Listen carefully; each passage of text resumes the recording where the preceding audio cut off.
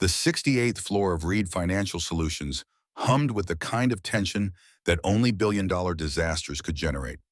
A panoramic view of Manhattan stretched beyond floor-to-ceiling windows, the city gleaming in afternoon sunlight, oblivious to the storm brewing inside. Ethan Reed stood behind his mahogany desk, eyes scanning the skyline, as if the city itself might offer solutions to the algorithmic nightmare that had plagued his company for 3 months. At 34, he had built Reed Financial into a technological powerhouse dominating markets across 3 continents. His perfectly tailored Tom Ford suit couldn't hide the frustration radiating from his 6-foot frame. The stubble on his sharp jawline suggested sleepless nights, though his pride would never let him admit defeat. The development team is requesting another meeting, his assistant Marcus announced from the doorway, voice carefully neutral. Everyone knew better than to push their demanding CEO when he was in this mood. Tell them I don't want excuses, I want solutions. Ethan's voice cut through the air, making the words sound even more dismissive. We've thrown $50 million at this problem. Our stock has dropped 18%, and still no one can crack this quantum encryption protocol. The door closed with a soft click, leaving Ethan alone with his mounting anger. Despite hiring the best minds money could buy, MIT graduates, Stanford PhDs, former NASA engineers, had failed spectacularly. Through the windows, he watched the city that never slept, oblivious to his billion-dollar headache. The irony wasn't lost on him that the man who could buy anything couldn't purchase the one thing he needed most: a solution.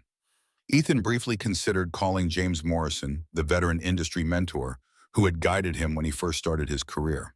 The 65-year-old had an uncanny ability to see solutions where others saw only problems. But Ethan decided against it. This was something he needed to solve himself, a test of his own leadership. The soft sound of a vacuum cleaner humming in the outer office broke through his brooding. Ethan glanced at his Patek Philippe watch. 11:47 p.m. The cleaning crew was making their nightly rounds, invisible workers who maintained the pristine environment where fortunes were made and lost. A knock interrupted his thoughts. "Come in," he called, expecting Marcus with more bad news. Instead, a young woman entered, pushing a cart loaded with cleaning supplies. She moved with quiet efficiency, her dark hair pulled back in a practical ponytail, wearing the standard gray uniform of the cleaning company. Something about her posture caught his attention. She carried herself with a dignity that seemed oddly out of place. "I'm sorry, Mr. Reed," she said, her voice surprisingly clear and educated. "I can come back later if you prefer." Ethan studied her for a moment. Most cleaning staff avoided eye contact with executives, but this woman looked directly at him with intelligent brown eyes that held no trace of intimidation. "Interesting. No, go ahead," he said, turning back to his computer screen, where lines of impossible code mocked him. "I'll be here all night anyway." As she began dusting his bookshelf with methodical precision, Ethan found himself stealing glances at her. There was something almost meditative about her movements, as if she found peace in creating order from chaos. Unlike the frazzled energy of his highly paid employees, she radiated a calm competence that was oddly soothing. "You work late hours," he observed, more to distract himself from his problems than out of genuine interest. "Night shift pays better," she replied without looking up. "And it's quieter, less complicated." Something in her tone suggested she knew about complications. Ethan found himself curious despite himself. "What's your name?" "Sophia," she said, simply moving to clean his desk area. Her eyes inadvertently fell on his computer screen, where the impossible algorithm code was displayed in all its maddening complexity. Ethan noticed her pause, her cloth hovering over the surface of his desk. He also observed how her left hand briefly touched a worn wristwatch, seemingly an unconscious gesture of concentration. "Problem?" he asked sarcastically. "Don't worry, you won't break anything." He let out a bitter laugh. "Though at this point, I'm not sure it could get any worse." Sophia's eyes were fixed on the screen, her brow furrowed in concentration. "This is quantum encryption," she said quietly, almost to herself. Ethan's head snapped up. "Excuse me." She seemed to realize she'd spoken aloud and quickly looked away. "Nothing, sir. I should finish and let you work." But Ethan was standing now, his full attention focused on her. "No, what did you just say about quantum encryption?" Sophia's cheeks flushed slightly. I recognized some of the mathematical patterns. I used to study computer science." "Used to, ooh." Ethan moved closer, his business instincts suddenly alert. Before becoming a janitor, the question hung in the air like a challenge. Sophia's jaw tightened almost imperceptibly. Life doesn't always follow the plan, Mr. Reed. There was steel in her voice now, and Ethan realized he'd touched a nerve. Good. In his experience, people revealed their true nature when pushed. This algorithm, he said, gesturing at the screen, has stumped teams of PhD mathematicians for 3 months. It's cost my company millions. But you think you recognize it? Sophia's eyes met his directly. I didn't say I could solve it. I just said I recognized the pattern structure. Ethan felt a familiar thrill, the same sensation he got when sensing opportunity in a business negotiation. Here was either an opportunity to expose this woman's pretensions or something else entirely. Tell you what, he said, his voice taking on the smooth, dangerous tone that preceded his most ruthless business moves. If you're so confident about patterns, here's a challenge. He pulled out his phone and transferred funds with a few quick taps. I just put $155 million into an escrow account. Solve this algorithm and it's yours. Sophia stared at him as if he'd lost his mind. Mr. Reed, I think you are not being serious. I'm always serious about money, Ethan replied, his dark eyes glinting with a mixture of amusement and challenge. You have 4 hours. Solve what MIT's finest couldn't and walk away richer than most small countries. Fail and admit you're just another janitor with delusions of grandeur. The silence stretched between them, heavy with unspoken implications. Sophia's cleaning cart seemed to mock the absurdity of the situation, a billionaire offering a fortune to a woman who cleaned toilets for minimum wage. Why would you do this? Sophia asked quietly. Ethan shrugged, though his casual gesture belied the intensity in his eyes. Call it entertainment. I'm tired of watching expensive experts fail. Maybe it's time to see what happens when someone with nothing to lose takes a shot. Sophia looked at the computer screen again, then back at him. Something shifted in her expression, a hardening of resolve that transformed her face completely. When she straightened her shoulders, she no longer looked like a janitor at all. 4 hours, she asked. 4 hours. Sophia moved to his chair and sat down with a confidence that made Ethan's pulse quicken. Her fingers hovered over the keyboard for just a moment before she began typing with a speed and precision that immediately told him he'd made either a terrible mistake or discovered something extraordinary. Sophia's fingers flew across the keyboard with the fluid grace of a concert pianist, her previous deference completely abandoned.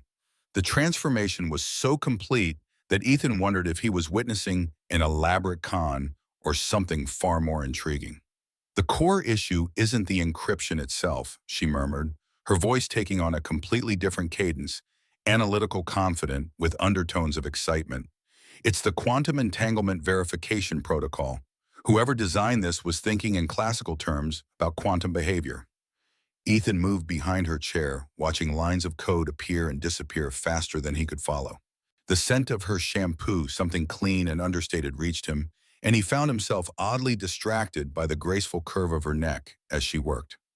You're debugging 3 months of work in real time, he observed, his voice closer to her ear than strictly professional. I'm not debugging, Sophia replied without looking up. I'm rebuilding. Your team was trying to force a square peg into a round hole. The mathematical foundation was flawed from the beginning.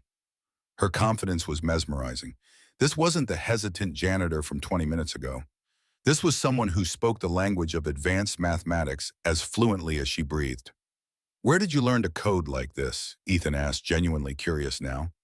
Sophia's hands paused for just a fraction of a second. MIT Computer Science and Applied Mathematics double major. Graduated summa cum laude. The casual way she dropped this information while completely rewriting his company's most challenging project struck Ethan as either massively arrogant or entirely truthful. Either way, he was fascinated. MIT, he repeated, and you're working as a janitor because sometimes brilliant people make catastrophically stupid personal decisions. Sophia said, her voice tight with controlled emotion, like trusting the wrong person with everything they've built. There was a story there, and Ethan found himself wanting to hear it. In his experience, the most interesting people were those who'd fallen from great heights and survived. Betrayed, he guessed. Sophia's typing never slowed, but he caught the almost imperceptible tightening around her eyes. He also noticed her thumb briefly brush against the old watch on her wrist at a gesture that seemed to give her strength. Business partner, also my fiancé, Aaron Wells. Amazing how efficiently someone can destroy your life when they have access to both your heart and your bank accounts. The bitter edge in her voice was unmistakable. Ethan felt an unexpected surge of anger toward a man he'd never met. He stole from you. He stole everything, Sophia said simply. Company patents, reputation, investment, capital. By the time I realized what was happening, he'd positioned himself as the genius behind our innovations at Quantum Shield, and me as the pretty face who'd gotten lucky with connections. Ethan studied her profile as she worked the strong line of her jaw, the focused intensity of her expression, the way she commanded the computer like it was an extension of herself. Nothing about Sophia suggested someone who'd gotten anywhere based on looks alone. Your patents, he asked. Blockchain security protocols. 3 of them now worth about 200 million combined. Sophia's laugh held no humor. Turns out love makes you sign documents without reading the fine print. Jesus, Ethan breathed. He'd heard of similar cases, brilliant innovators destroyed by trusted partners. But hearing it from someone currently earning minimum wage while casually revolutionizing his company's code created a cognitive dissonance he wasn't prepared for. The next few hours passed in intense concentration. Unlike his initial assumption, Sophia didn't solve the problem quickly. She encountered several significant roadblocks, muttering under her breath and occasionally touching that old watch when particularly frustrated. Ethan found himself genuinely impressed by her persistence and the elegance of her approach. Almost finished, Sophia announced, her voice returning to its professional tone. Your quantum verification system needed to account for temporal variance in entangled particles. The algorithm was assuming static behavior in a dynamic environment. Ethan blinked. I understood maybe half of that. You don't need to understand it, Sophia said with the first genuine smile he'd seen from her. You just need it to work. The smile transformed her completely. Suddenly he could see the confident MIT graduate she'd once been, the brilliant innovator who'd built something worth millions. It also made him acutely aware of how beautiful she was when she wasn't hiding behind the protective shell of someone society preferred to ignore. There, Sophia said, leaning back in his chair. Run the verification protocol. Ethan moved to look over her shoulder at the screen. The code was elegant in a way that spoke to mathematical beauty rather than mere functionality. Even with his limited programming knowledge, he could see the difference between this and the clunky attempts his team had produced. He executed the verification sequence, hardly daring to breathe. Numbers scrolled across the screen in patterns that had eluded his experts for months. And then, impossibly incredibly, the system displayed 2 words that had become the holy grail of his company's efforts: verification successful. Holy shit, Ethan whispered. Sophia stood up from his chair, smoothing down her gray uniform with hands that were perfectly steady. The escrow account information should arrive in your email within the next few minutes. The transfer will complete automatically once the system passes all verification tests. Ethan stared at her. You actually did it. I told you I recognized the pattern structure, Sophia said mildly, as if casually earning $155 million was a typical Tuesday night activity. Sophia, Ethan said, and something in his voice made her look at him directly. This is going to sound insane, but I need to ask, are you really a janitor? She tilted her head, considering the question. I really clean offices for 8 hours a night, 5 days a week. I really live in a studio apartment in Queens that costs 60% of my income. I really haven't used my MIT education professionally in 3 years. She paused, her eyes meeting his with unflinching directness. But no, Mr. Reed, I'm not really a janitor. I'm a computer scientist who ran out of options. Have dinner with me tomorrow night, Ethan said impulsively. Sophia looked at him with genuine surprise. You're asking your janitor on a date? I'm asking the most brilliant woman I've ever met to dinner, Ethan corrected. The fact that I met her while she was emptying my trash can is just interesting timing. Sophia studied his face for a long moment. Mr. Reed, we both know this is a terrible idea. Probably, Ethan agreed with a slight smile. But I haven't been this intrigued by anyone in years, and after tonight I suspect you might be worth a few terrible ideas. As Sophia left, Ethan considered calling James Morrison to tell him about this extraordinary encounter, but decided the story was too unbelievable. Besides, he wanted to learn more about Sophia Chen first, perhaps over dinner tomorrow. 24 hours later, Ethan found himself in the unprecedented position of being nervous. The Michelin-starred restaurant he'd chosen for dinner suddenly seemed too formal, too much like the ostentatious displays of wealth that had probably surrounded Sophia during her previous life and that had ultimately betrayed her. He'd changed restaurants 3 times before settling on a quiet Italian place in the village that was expensive enough to show respect, but intimate enough to allow conversation. As he waited at their reserved table checking his watch, for the 5th time in 10 minutes he wondered if Sophia would even show up. The hostess approached with a woman Ethan almost didn't recognize. Gone was the gray uniform and practical ponytail. Sophia wore a simple black dress that was elegant without being flashy, her dark hair falling in soft waves around her shoulders. She moved with the same quiet confidence he'd glimpsed the night before, but now it wasn't hidden beneath the protective anonymity of service work. She was absolutely stunning. Ethan noticed she still wore the old watch on her wrist, the only piece of jewelry besides modest earrings. "Mr. Reed," Sophia said as she reached the table, and there was amusement in her voice at his obvious surprise. "Sophia," he managed, standing to pull out her chair. "You look incredible. You look like someone who wasn't expecting his janitor to clean up well," she replied with a slight smile. Ethan felt heat rise in his cheeks. "I deserve that." As they settled into their seats, Ethan found himself studying her more openly. The woman across from him bore little resemblance to the service worker he'd met last night. Her posture was different, her expressions more animated. It was as if she'd been wearing a costume that she'd finally taken off. "Can I ask you something?" Sophia said after they'd ordered wine. "Of course. Did you really have 155 million just sitting around to throw at a random challenge?" Ethan laughed, and the sound was more relaxed than he'd felt in months. "Define sitting around, but yes, I could access that amount relatively quickly." "Why that specific number?" "It seemed large enough to be meaningful, but not so large as to be impossible. I was trying to calculate how much someone like you might consider worth the risk of looking foolish." "Someone like me," Ethan repeated. "You mean arrogant and reckless?" Sophia tilted her head, studying him. "I was thinking more like successful enough to take calculated risks and confident enough to bet against conventional wisdom." Her assessment was surprisingly generous, and Ethan felt something warm unfurl in his chest. "That's a nicer interpretation than I expected." "I'm generally not in the business of insulting men who've just made me financially independent," Sophia said with dry humor. "Though I have to admit the way you offered that challenge was impressively dramatic." "Impressively dramatic," Ethan mused. "I'll take that as a compliment." "You should. Most people with your kind of money are boring. All calculation, no instinct." Sophia took another sip of wine, and something in her expression shifted. "Actually, that's not fair.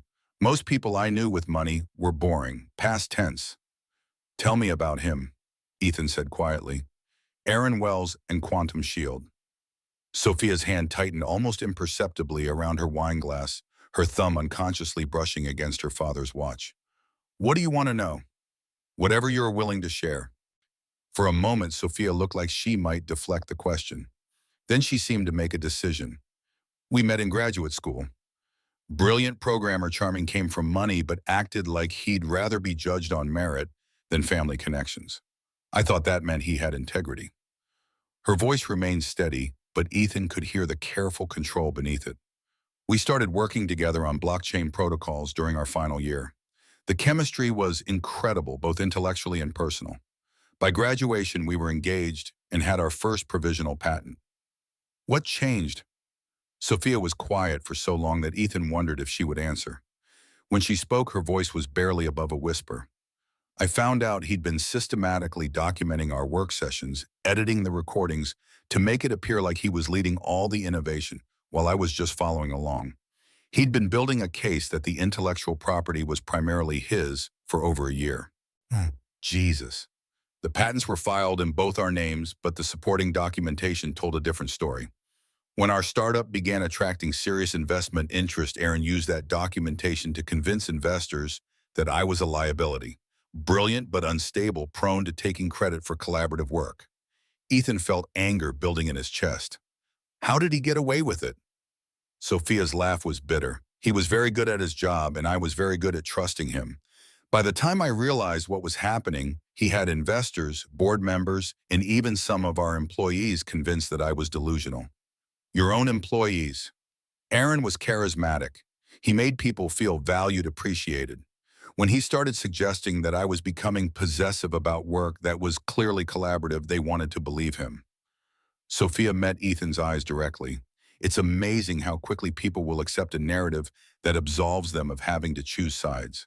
Ethan thought about his own employees, his own board members.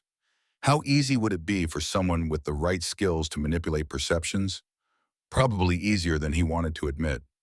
What happened to the patents? Bought out my stake for significantly less than market value. The board voted. Aaron abstained, of course, to avoid conflict of interest. Sophia's tone was conversational, as if she were discussing the weather.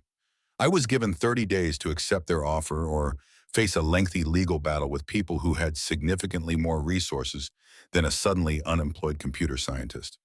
You could have fought. With what money, Aaron had made sure I looked unstable and potentially litigious. No law firm wanted to take the case on contingency, and I couldn't afford to pay up front. Sophia shrugged. Sometimes the house wins, Mr. Reed. Ethan studied her face, looking for signs of self-pity or bitterness. Instead, he saw something that looked like hard-won acceptance. You started over, he observed. I tried to, but reputation follows you in tech. Aaron had been very thorough in his character assassination. Every job interview felt like an interrogation about my previous difficulties with collaborative work environments. So you became a janitor. I became invisible, Sophia corrected. There's a difference. As a janitor, no one expects brilliance. No one wants to hear your ideas. No one asks about your past or your potential. You just exist in the spaces between other people's important lives. The sadness in her voice was almost unbearable. Ethan found himself wanting to find Aaron Wells and make him pay for every slight, every theft, every moment of doubt he'd planted in Sophia's mind. There was a brief period, about 2 months, when I found work at Zhao Technologies, Sophia added, looking down at her plate. A low-level coding position. Nothing special, but at least in my field. Ethan's interest was piqued. Zhao Technologies, Victor Zhao's company, they're our main competitor for that major government contract. Sophia nodded. Aaron found out I was working there and personally called Victor Zhao. Suddenly I was terminated with no explanation. That was when I truly hit rock bottom. But you're not invisible, Ethan said, redirecting the conversation. Not to me. Sophia looked at him for a long moment. Mr. Reed and Ethan, he corrected, and I mean it. What I saw last night wasn't just technical skill, it was artistry. The way you approached that problem, the elegance of your solution, that's not something you can fake or steal. Ethan, Sophia said carefully, and his name sounded different in her voice. Warmer, more personal. I appreciate what you're saying, but have dinner with me again tomorrow night, Ethan interrupted. Sophia blinked. We're having dinner right now.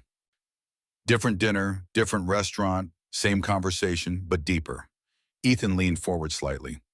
I want to know more about how your mind works. I want to understand what drives someone to rebuild their entire life from the ground up. And honestly, I want to spend more time with the most interesting person I've met in years. You barely know me. Then let me fix that.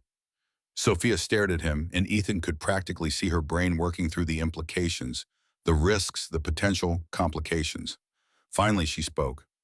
This is complicated, Ethan. 3 days ago, that might have been true, Ethan said. But yesterday, you made yourself $155 million richer. Which world do you belong to now? Sophia considered this, her fingers absently touching the worn leather strap of her father's watch. I honestly don't know. Then let's figure it out together. Something shifted in Sophia's expression, a crack in the armor she'd built around herself. Okay, she said quietly. One more dinner. Good, Ethan said, and his smile was genuinely warm, because I have a feeling we're just getting started. As if on cue, Sophia's phone buzzed. She glanced at it and froze. What is it? Ethan asked. Sophia's face had gone pale. Aaron, she said quietly. He wants to meet. The coffee shop Aaron had chosen was deliberately neutral, a chain establishment in Midtown that suggested neither wealth nor poverty, just carefully calculated anonymity.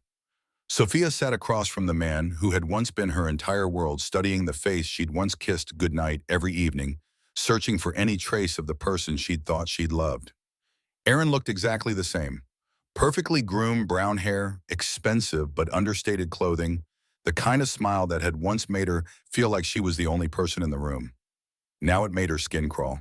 "You look well, Sophia," Aaron said, his voice carrying that familiar tone of warm concern that had once comforted her during late-night coding sessions. "Really well, cut the crap, Aaron. What do you want?" His eyebrows rose in mock surprise. "Straight to the point. I always admired that about you." Sophia felt her jaw clench. "You have 30 minutes before I leave." Aaron leaned back in his chair, studying her with the calculating expression she'd learned to recognize too late. "I heard about your recent windfall, 155 million for solving an algorithm. Impressive." The words hit Sophia like ice water. "How did you hear about that?" "Sophia, you solved a problem that had been stumping Reed Financial for months. Word travels fast in our circles." "Our circles," Sophia repeated flatly. "I clean offices for minimum wage, Aaron. We don't travel in the same circles anymore." "Don't we?" Aaron's smile took on a predatory edge. "Because from where I'm sitting, it looks like you found yourself a very wealthy patron. Ethan Reed is quite the catch." Sophia's blood turned cold. "Have you been watching me?" "I keep tabs on former business associates," Aaron said smoothly. "It's just good practice. And imagine my surprise when I discovered that my brilliant former partner was working as a janitor in the very building where one of my potential investors operates." "Potential investors?" Aaron's smile widened. "Reed Financial has been evaluating Quantum Shield's latest blockchain innovations for a possible partnership. Fascinating coincidence, don't you think?" Sophia stared at him, her mind racing through the implications. "You orchestrated this." "I orchestrated what? You getting a job cleaning his office, you solving his algorithm, you having dinner with him last night." Aaron shook his head with false regret. "Sophia, you always did have a tendency toward paranoid thinking." The gaslighting was so smooth, so practiced, that for a moment Sophia felt the familiar doubt creeping in. She gripped her father's watch tightly, drawing strength from it. Then she remembered Ethan's reaction to her solution, the genuine surprise and respect in his eyes. Aaron couldn't have faked that. "What do you want?" she asked again. Aaron pulled out a tablet and slid it across the table. "I want you to look at this." The screen showed a contract-dense legal language that Sophia's trained eye could parse quickly. It was a non-disclosure and non-compete agreement specifically related to quantum encryption algorithms. "This is my signature," Sophia said, her voice barely above a whisper. "From our original partnership agreement," Aaron confirmed. "Section 15, subsection C. Any innovations related to quantum computing or encryption developed during our professional relationship remain subject to joint intellectual property claims for a period of 5 years post-dissolution." Sophia felt the world tilt. "I never agreed to that." "Your signature suggests otherwise. You added this clause after I signed." "Prove it." Aaron's smile was razor-sharp now. "The document is properly notarized, legally binding, and filed with the appropriate authorities. Any court would uphold it." Sophia's hands were shaking now, and she pressed them flat against the table to hide it. "Even if this were legitimate, I didn't develop anything for Yuku. I solved Ethan's algorithm independently." "Did you?" Why? Aaron tilted his head thoughtfully. "Because I have documentation suggesting that some of the foundational work you used in that solution was developed during our partnership. Specifically the temporal variance calculations that made your breakthrough possible." He was right, and they both knew it. The mathematical framework she'd used had been part of theoretical work they'd done together 2 years ago, work that had seemed purely academic at the time. "You can't prove I used that framework." "I don't need to prove it, Sophia. I just need to suggest it."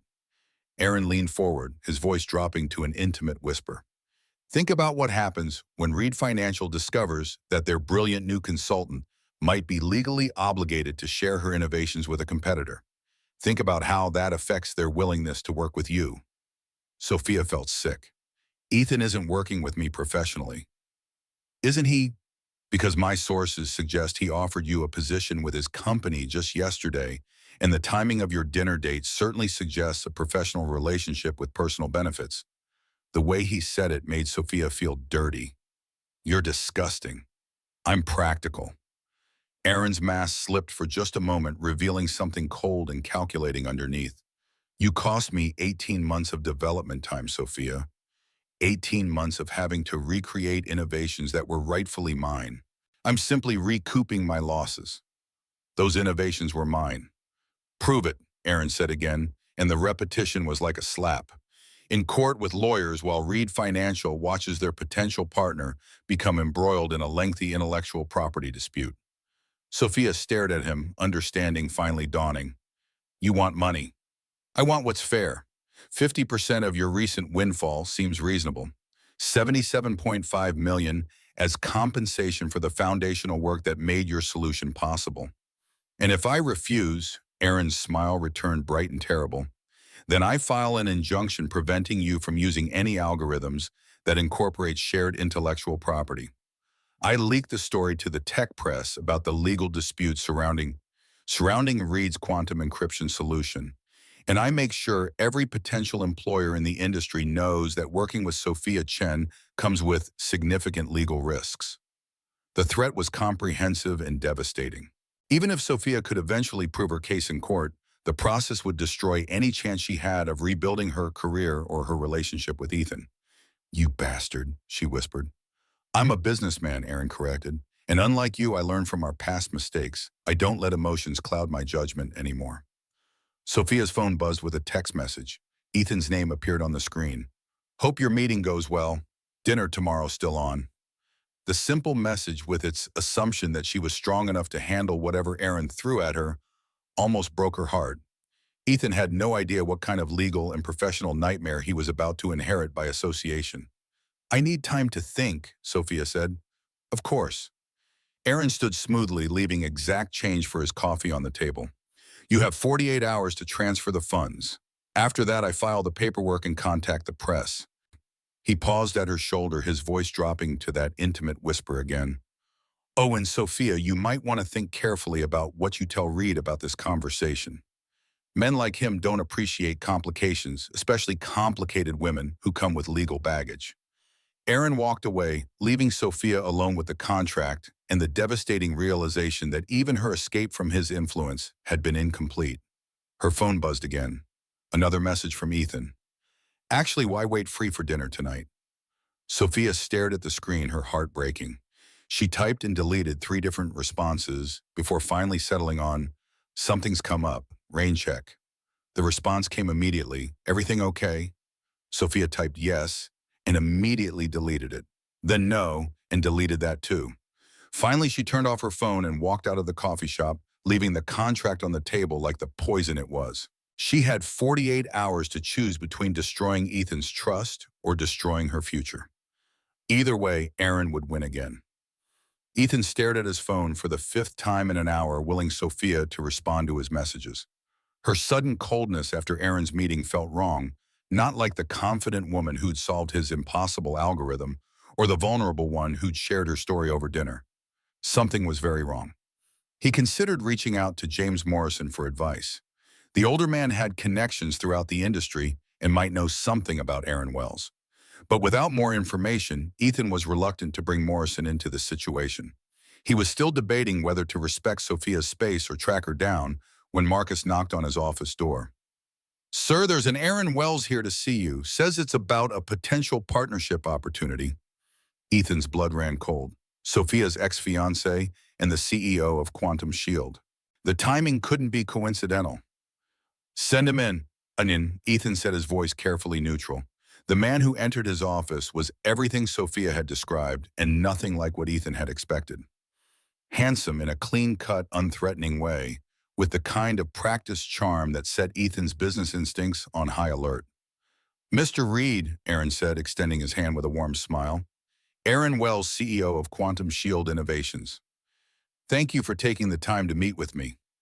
Ethan shook the offered hand, noting the expensive watch and manicured nails. Mr. Wells, I understand you have a business proposition. I do, but first I feel I should mention that I know Sophia quite well, personal and professional history. The statement was clearly designed to provoke a reaction. Ethan kept his expression neutral. Ms. Chen is an associate of mine. Associate, Aaron repeated thoughtfully. Interesting way to describe someone you're dating. My personal life isn't relevant to this meeting, Ethan said coolly. What exactly are you proposing? Aaron pulled out a tablet and placed it on Ethan's desk. I'm proposing that you might want to reconsider your association with Sophia before it becomes professionally problematic. The screen showed legal documents, contracts, and what appeared to be development logs. Ethan scanned them quickly, his business law background allowing him to parse the essential elements. This appears to be an intellectual property dispute, Ethan observed. More than that, it's documentation proving that the algorithm Sophia solved for you incorporates foundational work developed during our partnership, work that remains subject to joint ownership under our original agreement. Ethan studied the documentation more carefully. On the surface, it appeared legitimate, properly notarized, legally formatted, with Sophia's signature clearly visible. But something felt off about the notary's stamp. He'd seen that license number somewhere before. You're claiming ownership of Sophia's solution. I'm claiming ownership of the mathematical framework that made her solution possible, Aaron corrected smoothly. The temporal variance calculations, the quantum entanglement protocols all developed during our joint research period. And you're telling me this because, Aaron's smile widened, because I assume you don't want your company embroiled in a lengthy intellectual property dispute, and especially not over technology that might be legally questionable. Ethan leaned back in his chair, studying Aaron with the cold assessment he reserved for hostile negotiations. What do you want? From you, nothing. This is purely about Sophia and our unresolved business relationship. Aaron's tone remained friendly, but his eyes were calculating. I simply thought you should know what you're getting involved with. How considerate of you. I try to be. Aaron collected his tablet and stood. Of course, if Sophia has misrepresented the legal status of her work to you, that could create complications, especially if your company plans to commercialize her algorithm. The threat was subtle but clear. Ethan felt anger building in his chest, not at the legal complications, but at the casual way this man was trying to destroy Sophia's life again. Mr. Wells, Ethan said, his voice taking on the dangerous edge that made his board members nervous. I appreciate you bringing this to my attention, but I should mention that Reed Financial has excellent legal counsel. If there are intellectual property concerns, I'm confident we can resolve them appropriately. Something flickered in Aaron's eyes. Surprised, perhaps, that his intimidation tactics weren't working as expected. Of course, Aaron said smoothly. I just thought you should be aware of the potential complications that come with Sophia's involvement in any project. After Aaron left, Ethan sat alone in his office, staring at the legal implications of what he'd just learned. If Aaron's claims were legitimate, Sophia's algorithm could indeed be legally problematic. But something about the entire interaction felt wrong. His phone rang. Marcus again. Sir, I have Professor Diana Foster from MIT on the line.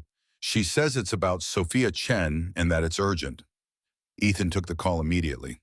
Professor Foster? Mr. Reed, I apologize for calling unexpectedly. Sophia was one of my brightest students, and I understand she recently solved a significant algorithm for your company. She did. I also understand that her former partner, Aaron Wells, has contacted you about intellectual property concerns. Ethan's pulse quickened. How did you know that? Because Aaron Wells has spent the last 3 years systematically contacting anyone who showed professional interest in Sophia. He uses the same legal documentation, the same intimidation tactics, and the same goal to ensure that Sophia remains professionally isolated. The contracts are fake. The contracts are real but incomplete. What Aaron doesn't share is the subsequent documentation that invalidates his claims documentation that Sophia developed independently after their partnership dissolved, and that clearly establishes her sole ownership of the relevant mathematical frameworks. Professor Foster's voice carried the authority of someone who'd spent decades in academic intellectual property disputes. Mr. Reed, Aaron Wells is a brilliant programmer, but Sophia is a once-in-a-generation mathematical innovator. What she created for you is entirely her own work.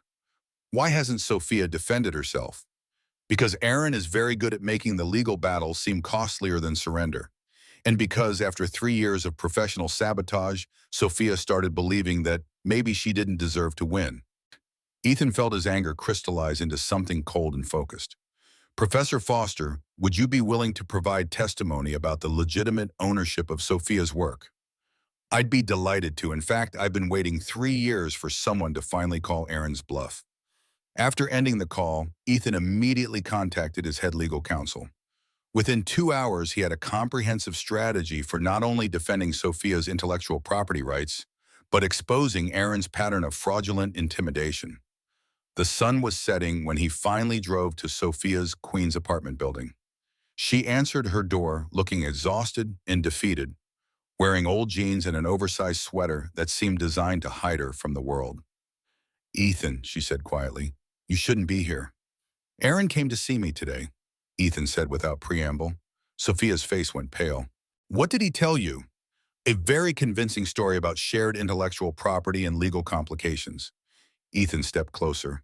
"A story that would have worked perfectly if I hadn't also spoken to Professor Foster from MIT. Sophia's eyes widened. "Diana called you." "She called to warn me about Aaron's pattern of sabotaging your career and to offer testimony that your algorithm is entirely your own work." Sophia stared at him as if he'd spoken in a foreign language. "But the contracts are incomplete. The documentation Aaron uses to intimidate people conveniently omits the subsequent agreements that established your independent ownership of the relevant mathematical frameworks." "I don't understand." Ethan reached for her hands, noting how cold they were despite the warm apartment. "Sophia, you've been legally in the right this entire time. Aaron has been committing fraud for 3 years, and no one ever called him on it because his victims couldn't afford to fight back." Sophia's legs seemed to give out, and she sank onto her couch. "That's not possible." "It's not only possible, it's documented. My legal team spent this afternoon reviewing your original partnership dissolution. Aaron has no legitimate claim to your work. But the companies that wouldn't hire me were scared off by lies. Lies he knew he couldn't back up in court." Sophia was quiet for so long that Ethan wondered if she'd heard him. When she finally spoke, her voice was barely above a whisper. 3 years. I've spent 3 years believing I deserved what happened to me." "You didn't deserve any of it." Sophia looked at him, and Ethan saw something breaking open in her expression. Not breaking apart, but breaking free. "What happens now?" she asked. "Now we destroy him," Ethan said simply. "My legal team is filing charges for fraud, defamation, and intentional interference with business relationships. By tomorrow morning, Aaron Wells's career will be over." "And us?" The question hung in the air between them. Ethan reached for her hand again, this time intertwining their fingers. "Us," he said quietly, "is entirely up to you, but Sophia, I need you to know something. What I feel for you has nothing to do with algorithms or business or solving problems. It has everything to do with the fact that you're the most remarkable woman I've ever met." Sophia's eyes filled with tears. "Ethan, I've been so scared. For 3 years, I've been scared of hoping for anything better." "You don't have to be scared anymore," Ethan said, moving closer to her on the couch. "I'm not going anywhere." When Sophia finally kissed him, it tasted like freedom. But their moment of peace was short-lived. The next morning, Ethan received an urgent call from his security team. Someone had tried to breach Reed Financial's secure servers overnight, targeting specifically the files related to the quantum encryption algorithm. "The attack was sophisticated," his head of cybersecurity explained, "but we managed to trace it back to its source." "Let me guess," Ethan said grimly. "Quantum Shield Innovations." "Not quite. The attack came from Zhao Technologies, but we found communication logs between Zhao and Quantum Shield. They're working together." Ethan's blood ran cold. Victor Zhao was the CEO of one of the largest tech conglomerates in Asia and Reed Financial's main competitor for a critical government contract worth billions. If Zhao had obtained the algorithm, the consequences would be catastrophic. He immediately called Sophia, but her phone went straight to voicemail. Growing concerned, Ethan drove back to her apartment only to find it empty. A neighbor mentioned seeing her leave early that morning with a man who matched Aaron's description. Panic rising in his chest, Ethan called his head of security again. "I need you to track Sophia Chen's phone, now." "Sir, that's not exactly legal without—" "Do it anyway. I believe she's been coerced by Aaron Wells. This is now a matter of national security." While waiting for results, Ethan decided it was time to call in reinforcements. He dialed James Morrison's number. "James, I need your help with something urgent." Mr. Reed, the gravelly voice replied. James Morrison here. I was just about to call you. I just got off the phone with Victor Zhao. He claims to have your algorithm and is using it to leverage the government contract away from you. Ethan felt sick. That's impossible. The algorithm is secure. Not according to Zhao. He says your brilliant consultant gave it to him willingly, a woman named Sophia Chen. That's a lie, Ethan said fiercely. Sophia would never— I believe you, James interrupted, which is why I'm calling. Something doesn't add up. Zhao was too smug, too confident. Meet me at my office in an hour. Bring whatever you have on this Sophia and her ex-partner. Ethan's security team called back moments later. Sir, we've traced Ms. Chen's phone. It's currently at the Zhao Technologies headquarters in Manhattan. Everything inside Ethan went still. Had he been wrong about Sophia? Had this all been an elaborate con? He refused to believe it. There had to be another explanation. With his heart pounding in his chest, Ethan gathered every piece of evidence he had and headed to James Morrison's office, determined to find out what had really happened to Sophia and to save both her and his company from whatever Aaron and Zhao had planned. James Morrison's office was nothing like the sleek, modern spaces at Reed Financial. Located in an old brownstone in Midtown, it felt more like a professor's study than a tech executive's headquarters, walls lined with books, furniture that had been chosen for comfort rather than style, and large windows that let in the afternoon sun. The man himself matched his surroundings. At 65, James Morrison was a tech industry legend with silver hair and piercing blue eyes that had seen the rise and fall of countless technologies and entrepreneurs. When Ethan first arrived in New York with nothing but ambition and algorithms, Morrison had been the only established figure willing to mentor him. You look like hell, son, Morrison said as Ethan entered the office. I feel worse, Ethan replied, placing a thick folder on the antique desk. Everything I have on Sophia Chen and Aaron Wells is in here, plus what we know about the algorithm breach.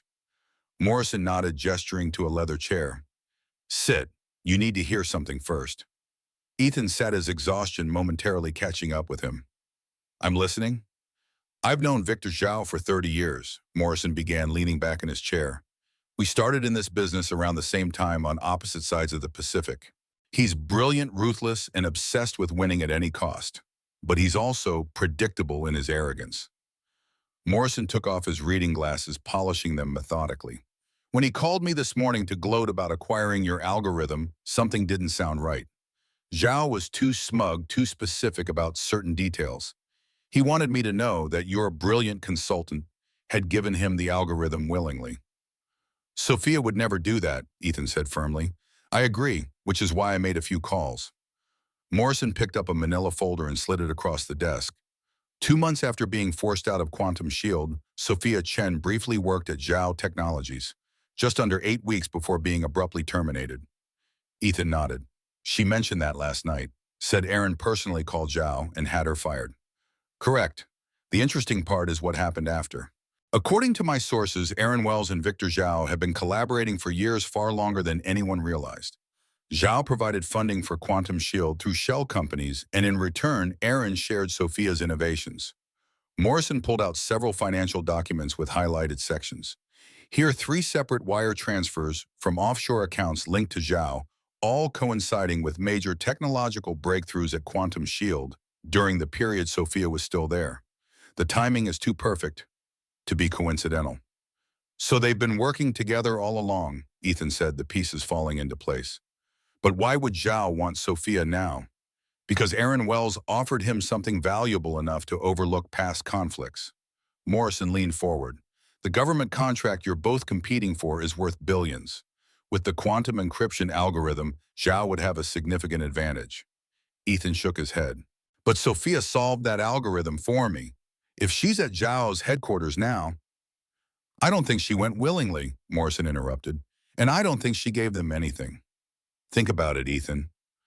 Why would Zhao call me specifically to brag he wanted me to tell you? He wanted to drive a wedge between you and Sophia. Ethan processed this. So either he's lying about having the algorithm, or they have Sophia and are trying to force her to recreate her solution for them, Morrison finished grimly. The thought made Ethan's blood run cold. He stood up abruptly. I need to get to Zhao Technologies, now. Not so fast, Morrison pulled out another document. We need leverage. Remember how I said Zhao was predictable in his arrogance? He's also notoriously paranoid about information security. His systems are airtight from the outside, but vulnerable from within. Ethan finished seeing where Morrison was going. Exactly. His focus on external threats often leaves internal networks with surprising vulnerabilities. If Sophia is inside their building and can access a terminal, she could create a back door for us, Ethan said, hope flickering to life. But how do we communicate with her? They'll have taken her phone. Morrison smiled, pulling out an old-fashioned pocket watch. In this business, for 40 years, son, I've learned a few tricks. He opened the watch to reveal not a clock face, but a sophisticated digital display. Untraceable communication device. Old colleagues in government work. He winked. But we need someone Sophia trusts to make the connection. Professor Foster, Ethan said immediately. She's been mentoring Sophia since MIT. Make the call, Morrison said, pushing his secure phone toward Ethan. 20 minutes later, a plan was taking shape. Professor Diana Foster had agreed to help providing critical information about Sophia's coding techniques and unique signatures that could be used to establish secure communication. There's one more thing you should know, Morrison said gravely. I've been reviewing these legal documents from Aaron Wells. There's something peculiar about the notary stamp. I've seen it before. Ethan leaned closer to examine the documents. What am I looking for? The notary's license number.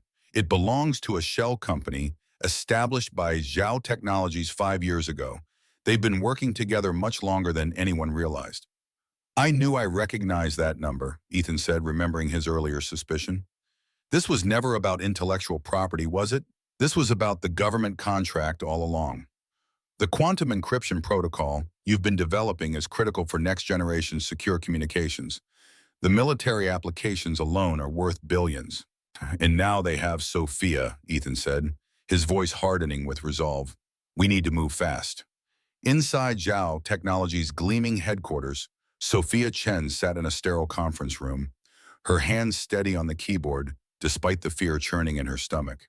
Aaron stood behind her, monitoring her every keystroke, while Victor Zhao observed from across the table. The temporal variance calculation isn't working, Sophia said, her voice deliberately neutral. I need access to more processing power. Zhao, a severe man in his 50s with calculating eyes, nodded to Aaron. Give her what she needs. We have a deadline. That morning had begun with Aaron appearing at her door, claiming they needed to talk about a settlement. Instead, he had revealed Zhao waiting in a car outside, and the veiled threat had been clear. Come voluntarily or be taken anyway. Now she was essentially a prisoner, though they maintained the polite fiction that she was a consultant. The irony wasn't lost on her that they needed her to recreate an algorithm she'd already solved for Ethan, proof, if any were needed, that the work truly was hers. Sophia's hand moved to her father's old watch, a gesture that had become second nature whenever she needed strength. Aaron had overlooked the timepiece during their breakup, probably considering it worthless. He had no idea it was her most valuable possession, both emotionally and now potentially tactically. Access granted, Aaron said, typing in administrator credentials. You have 30 minutes before the system resets. I need more time, Sophia objected. You don't have more time. Aaron snapped, his composure slipping. The meeting with the government representatives is in 3 hours. We need a working demonstration by then. As Aaron and Zhao stepped away to converse in hushed tones, Sophia continued typing, her mind racing. She hadn't survived 3 years of professional exile without developing some survival skills. While appearing to work on the encryption protocol, she was actually inserting subtle markers into the code, digital breadcrumbs that would be meaningless to anyone except another MIT-trained cryptographer. If Diana Foster ever reviewed this code, she would immediately recognize the embedded message, coerced, false solution, help. The terminal suddenly flickered, a momentary glitch that would have been imperceptible to most users. But Sophia caught it, a split-second pattern that she recognized from her graduate work. It was the digital equivalent of a secret knock, one that Professor Foster had taught to only her most trusted students. Someone was trying to communicate with her. Someone who knew Diana. Heart pounding, Sophia continued coding while discreetly opening a hidden diagnostic window. A message appeared encrypted in a pattern she immediately recognized: S, E on secure channel. Morrison helping. Stall them. Insert vulnerability at node 7. We're coming. Delete this. Ethan was looking for her. Sophia closed the window and took a deep breath. Now she had a plan. I need a break, she announced loudly. I can't concentrate with you hovering. Aaron started to object, but Zhao raised a hand. 10 minutes. No communications. When they left her alone, Sophia worked quickly, inserting a carefully crafted vulnerability into the algorithm. To the untrained eye, it would appear to be a standard validation routine. In reality, it was a backdoor that would allow external access to Zhao's supposedly impenetrable system. What's more, she recognized that Aaron's security system was built on her own foundational code he'd stolen from her 3 years ago. In his arrogance, he hadn't bothered to substantially modify it, assuming she would never again have access to his systems. This was a critical mistake that gave Sophia an enormous advantage. She knew exactly where the weaknesses were because she had designed the original architecture. As she worked, Sophia couldn't help but feel a grim satisfaction. Aaron had always dismissed her mathematical intuition, focusing only on the algorithms she could explicitly explain. He never understood that true innovation often came from that intuitive leap that preceded formal proof, the ability to see patterns and connections before they could be articulated. It was this very quality that made her dangerous to him now. Meanwhile, across town, Ethan Morrison and Professor Foster were gathered around a complex array of equipment in Morrison's office. She's received our message, Foster confirmed, her fingers flying over her keyboard. And she's brilliant. Look at this. She pointed to code appearing on her screen. She's created a vulnerability that's practically invisible unless you know exactly what to look for. Ethan leaned closer. Can we use it? Already am in aim, Foster replied. Establishing connection now. We'll have access to their internal systems in 3 minutes. Wait, there's something else, Foster said, her eyes widening. Sophia's found a major weakness in their security architecture. It appears that Aaron Wells has been using Sophia's original security framework all these years. He barely modified it. She's exploiting vulnerabilities that only she would know about because she created the system in the first place. Poetic justice, Morrison commented with a grim smile. There's more, Foster added, leaning closer to her screen. She's not just creating a backdoor, she's implanting evidence. Look at this code. She's tracing the modifications Aaron made to her original work, showing exactly how and when he altered the documentation. It's like she's building a case from the inside. Morrison was on the phone with his contacts at the FBI. Yes, I understand the sensitivity, but I'm telling you, Zhao Technologies is holding an American citizen against her will and attempting to steal classified encryption technology. This isn't just corporate espionage, it's a matter of national security. Ethan paced the room, checking his watch repeatedly. Once we have proof, how quickly can they move in? Teams are already in position, Morrison assured him.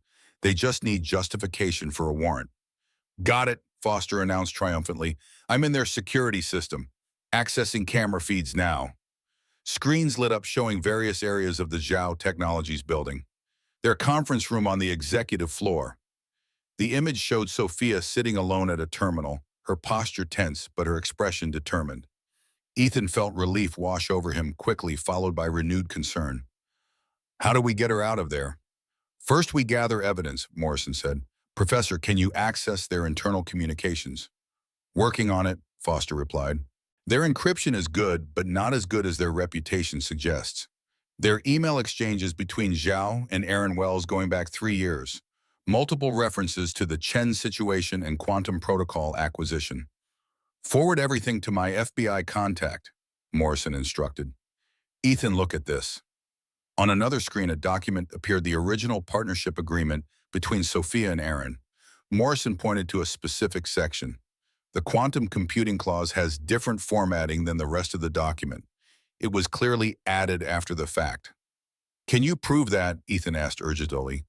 The document metadata shows it was modified 2 days after Sophia's signature was applied, Foster confirmed. Classic case of fraudulent alteration. This alone is enough for criminal charges. We need more, Ethan insisted. I want Aaron and Zhao both behind bars for this. As if on cue, the security feed showed Aaron and Zhao returning to the conference room where Sophia waited. Their body language was tense, intimidating. Audio, Ethan asked. Foster nodded, typing rapidly. Coming through now. Running out of patience. Zhao's voice came through clearly. The government representatives will be here in 2 hours. Either you complete the algorithm or there will be consequences.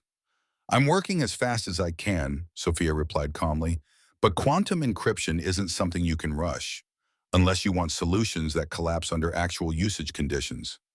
Don't play games with us, Sophia, Aaron warned. Remember our agreement. Agreement, Sophia laughed bitterly. You mean your threats to destroy what's left of my professional reputation? Or are you referring to essentially kidnapping me this morning?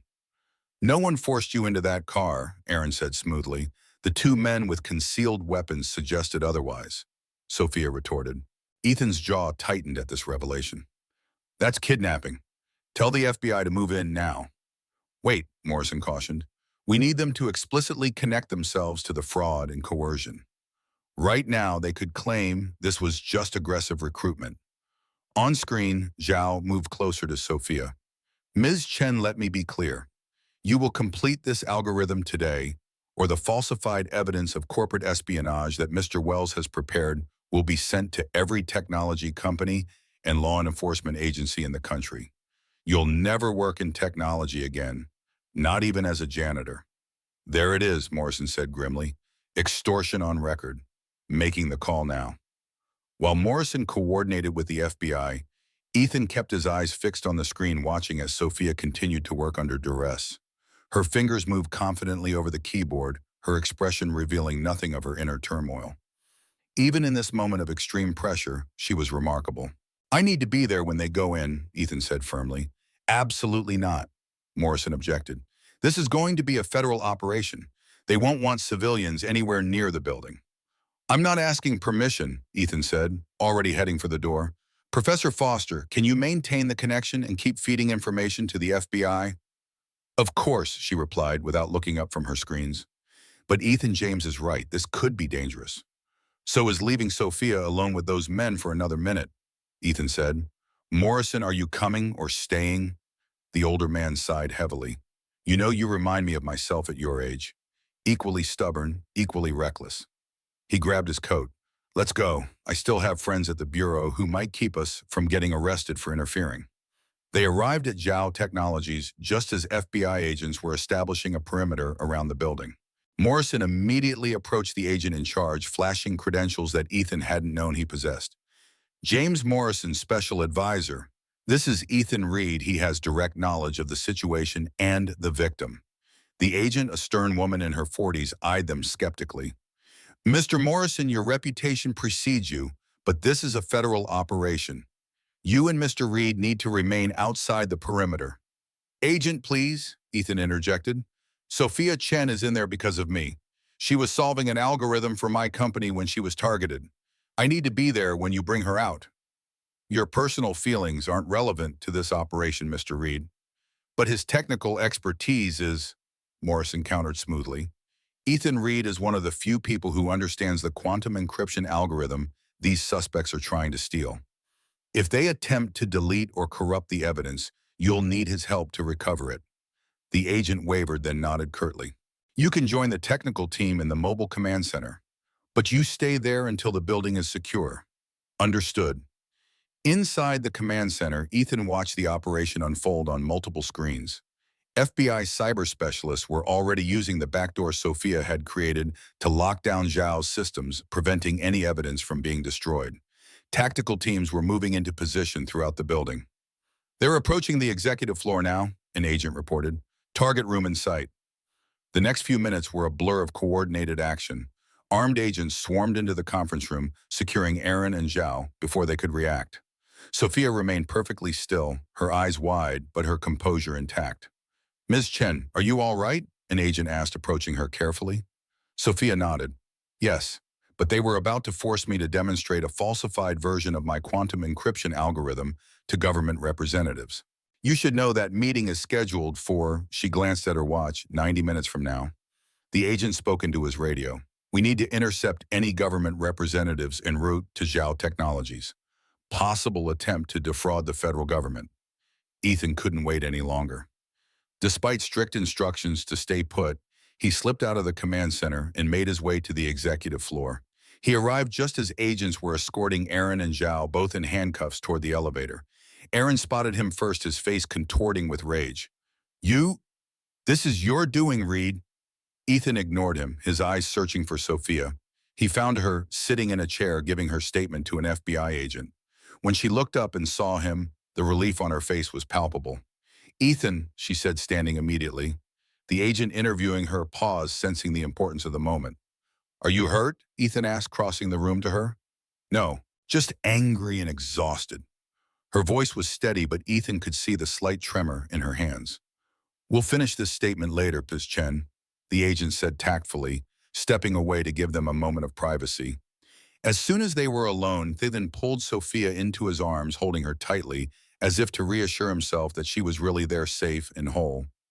"When I couldn't reach you this morning, I thought—" "I know," Sophia interrupted, her face pressed against his shoulder. "But I knew you would figure it out. That's why I left those breadcrumbs in the code." Ethan pulled back slightly to look at her.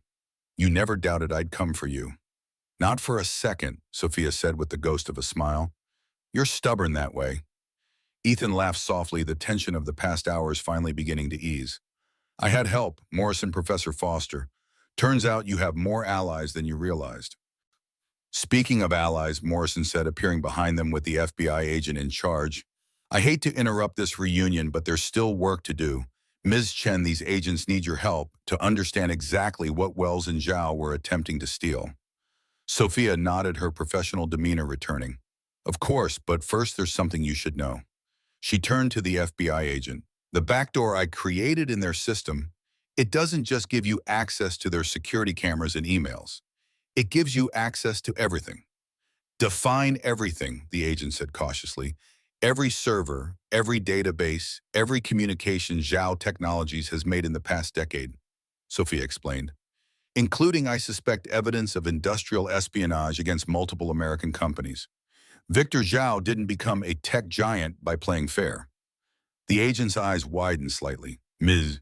Chen, would you be willing to assist our cyber division in navigating these systems? Your insight would be invaluable." "On one condition," Sophia replied. "When this is over, I want all record of my brief employment at Zhao Technologies expunged. That was a mistake made out of desperation, not collusion." "I believe that can be arranged," the agent agreed, "given the circumstances." The next 24 hours were a whirlwind of activity. Sophia worked alongside FBI cyber specialists to unravel the extensive network of industrial espionage Zhao had built over the years. The evidence was damning, not just against Zhao and Aaron, but against several high-profile executives who had collaborated with them.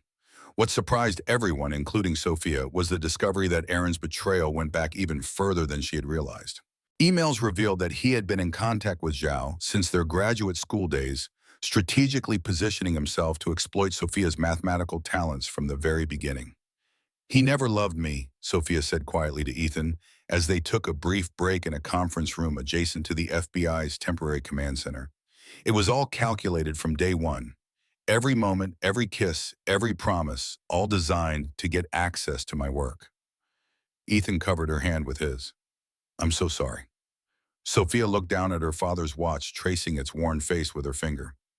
"The strange thing is, I don't feel devastated by that realization. I feel free. Like the last piece of doubt about whether I somehow deserved what happened has finally been put to rest." "You never deserved any of it," Ethan said firmly. "I know that now." Sophia met his eyes. "And I'm ready to build something new, something that's truly mine." 3 months later, the legal proceedings against Aaron Wells and Victor Zhao were well underway. The evidence Sophia had helped the FBI recover had led to multiple indictments for fraud, coercion, industrial espionage, and attempted theft of trade secrets. Both men were facing significant prison time, and their companies had been placed under federal oversight. The most damning evidence had come from Sophia's technical testimony in court, where she demonstrated in real time how Aaron had altered documents and systematically stolen her work. Using the original timestamps embedded in her father's watch, which contained a hidden backup drive she'd created during her time at Quantum Shield, Sophia was able to prove definitively that the intellectual property was hers. The courtroom had fallen silent as she methodically disassembled Aaron's security systems, pointing out where he'd simply copied her original code without understanding the subtle watermarks she'd embedded within it. It was the technical equivalent of an artist signing their canvas undeniable proof of authorship that Aaron in his arrogance had never discovered. Your innovative approach to hiding timestamps in that old watch saved the case, the lead prosecutor had told her afterward. The moment you used it to prove the chronology of your work versus Wells's forgeries, I've never seen a defendant deflate so completely. My father always said time was our most precious resource, Sophia had replied. I guess he was right in more ways than one. The government contract that Zhao had coveted so desperately was now securely in Reed Financial's portfolio, worth even more than the initial estimates had suggested. Their stock had not only recovered, but reached record highs. But for Sophia, the most significant development wasn't the legal victory or even the vindication of her professional reputation. It was the decision she had made about her future. I'm not joining Reed Financial, she told Ethan over dinner at his apartment 6 weeks after the raid on Zhao Technologies. I'm starting my own company. Ethan had expected this. In fact, he'd been formulating a proposal to support her. Tell me more. I want to build a security firm focused on quantum encryption, but with a specific mission. I want to hire brilliant women who've been pushed out of tech the way I was. There's so much untapped talent out there, people whose careers have been derailed by harassment, discrimination, or outright theft of their work. Ethan nodded, already envisioning how this could work. You'd be addressing a market inefficiency, tapping into a talent pool that others are overlooking. Exactly. Sophia's eyes lit up with excitement. And beyond the business case, there's the human impact. I know what it's like to believe your career is over, to feel that your talents are worthless. I want to create a place where people can rebuild, where merit actually matters. Phoenix Quantum, Ethan said thoughtfully. Sophia tilted her head. What Phoenix Quantum? That's what you should call it, rising from the ashes, focused on quantum security. It's perfect. A slow smile spread across Sophia's face. Phoenix Quantum. I like it. I want to invest, Ethan said immediately, as a silent partner. No control, just capital. Ethan, this isn't charity or favoritism, he said firmly. It's the smartest investment I could make. You've proven you're the best in the field, and your vision for this company makes perfect business sense. I'd be an idiot not to get in on the ground floor. Sophia studied him for a long moment, then nodded. All right, but we keep our personal and professional lives separate. The company succeeds or fails on its own merits. Agreed, Ethan said, raising his glass in a toast. To Phoenix Quantum. To new beginnings, Sophia added, clinking her glass against his. 6 months after that fateful night when a janitor solved an impossible algorithm, the top floor of Reed Financial Solutions was buzzing with a different kind of energy. Gone was the tense atmosphere of imminent financial disaster. Instead, the space hummed with the excitement of innovation and success. Ethan stood at the window of his office, watching the sunset paint Manhattan in shades of gold and crimson. But none of that was what made Ethan smile as he adjusted his tie and checked his watch. A knock at his door pulled him from his thoughts. James Morrison entered, looking more relaxed than Ethan had seen him in years. The car's waiting downstairs. You ready for this, son? Ethan took a deep breath. As ready as I'll ever be. Nervous, Morrison chuckled. The great Ethan Reed, who faces down corporate sharks without blinking, nervous about a dinner party. Not just any dinner party, Ethan reminded him. The official launch of Phoenix Quantum. This is Sophia's night. I want everything to be perfect. It will be, Morrison assured him. Diana's already there, making sure the technical demonstrations run smoothly. And from what I hear, the guest list is impressive. 3 government agencies, 5 Fortune 500 CTOs, and a dozen venture capital firms, all eager to work with the brilliant Sophia Chen. Ethan smiled at the thought. After the arrests of Aaron and Zhao, Sophia had declined his offer to join Reed Financial. Instead, with his full support and a significant investment, she had founded Phoenix Quantum, a company focused on developing secure quantum encryption protocols, with a team comprised entirely of women who, like Sophia, had faced discrimination or sabotage in the tech industry. Have you seen the Bloomberg article? Morrison asked, handing Ethan his phone. They're calling Phoenix Quantum the most important cybersecurity startup of the decade. Ethan scanned the article, pride swelling in his chest at the photo of Sophia standing confidently in front of her new company headquarters. The piece detailed her journey from MIT prodigy to industry outcast to founder and CEO, painting her as a symbol of resilience and innovation. She deserves all of this and more, Ethan said quietly. And the other matter, Morrison asked with a knowing look. Have you decided when? Ethan patted his jacket pocket, feeling the small velvet box inside. Tonight, after the speeches and demonstrations, once she's had her moment in the spotlight. Good man, Morrison approved. Though I still think you're taking a risk. Most men propose first, then the woman accepts.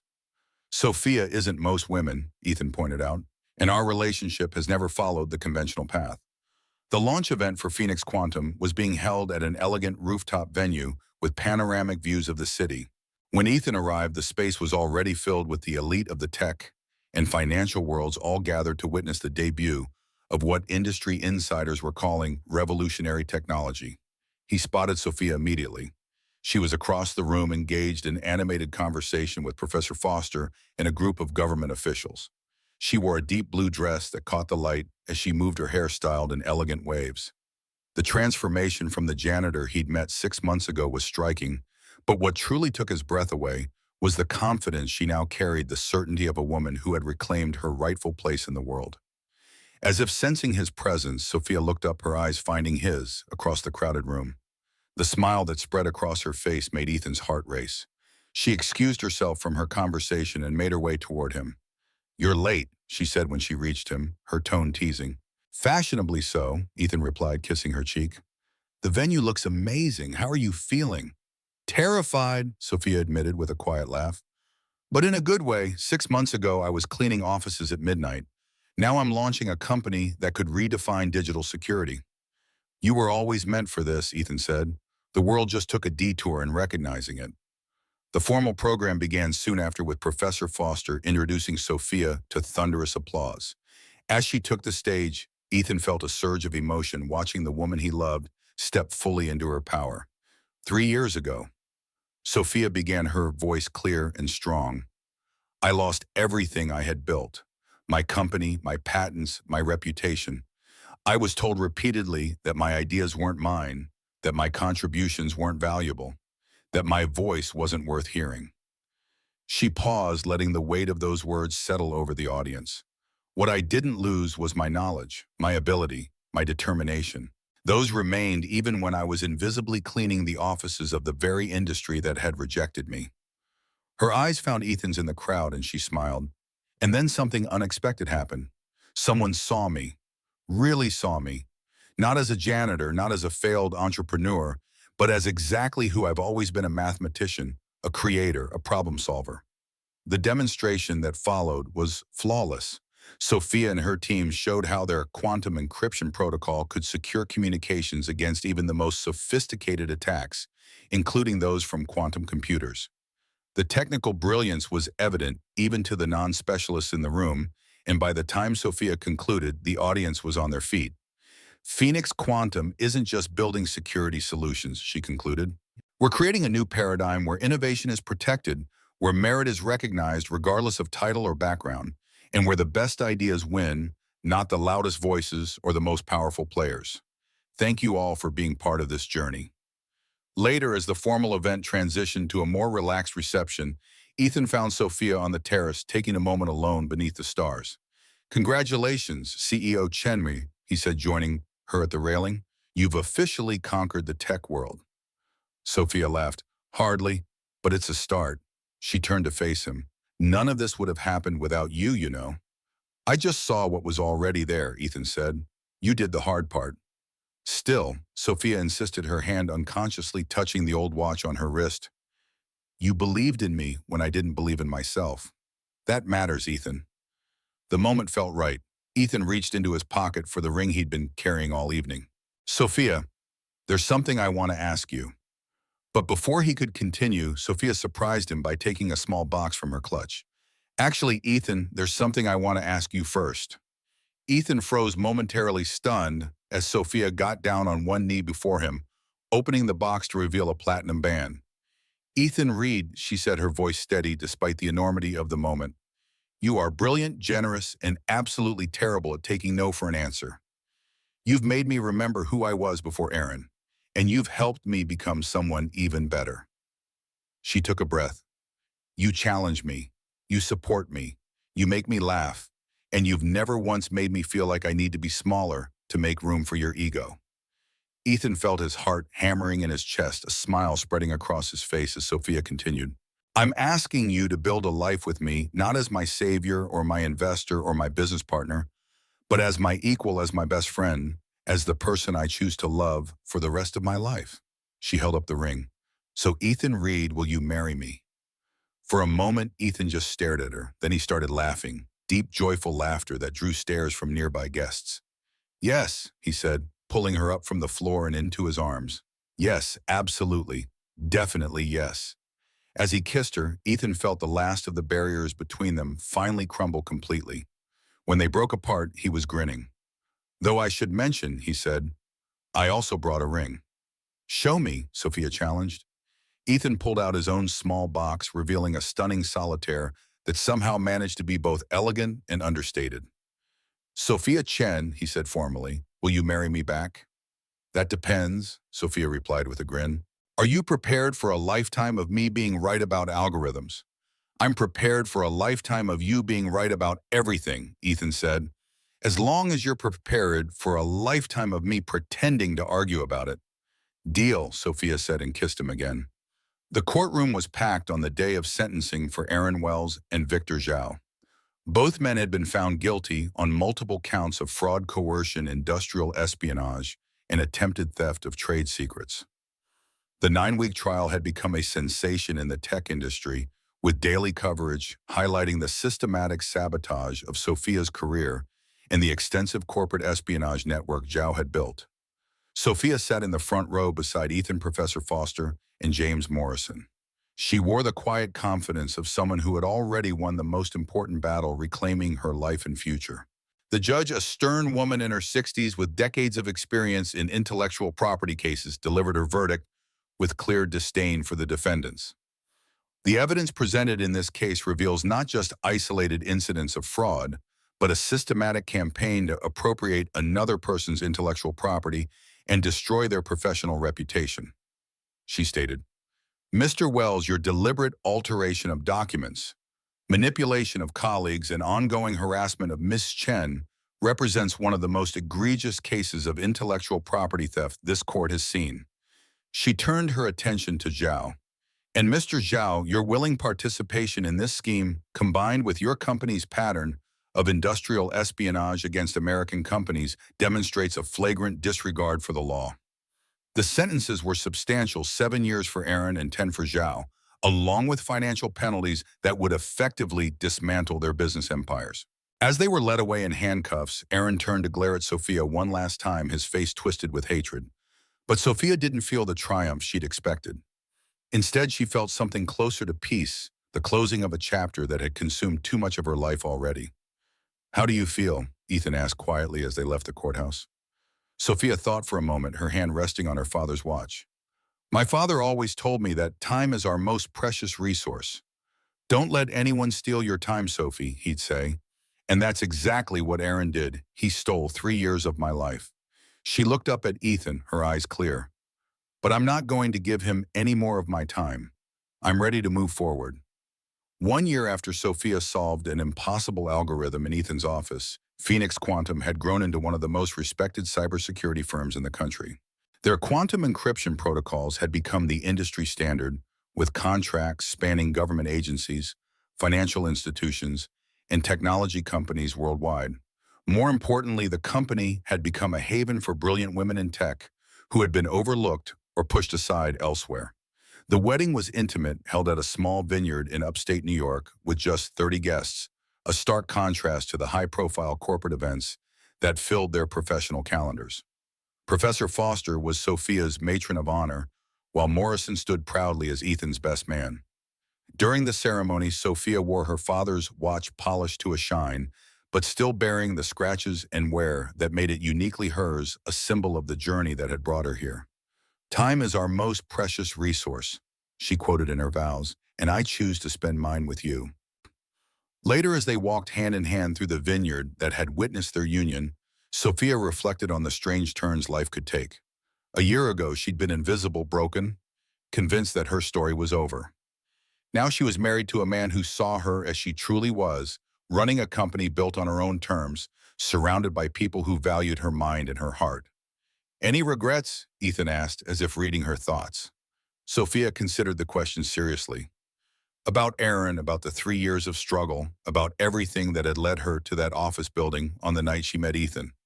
She stopped walking and turned to face him.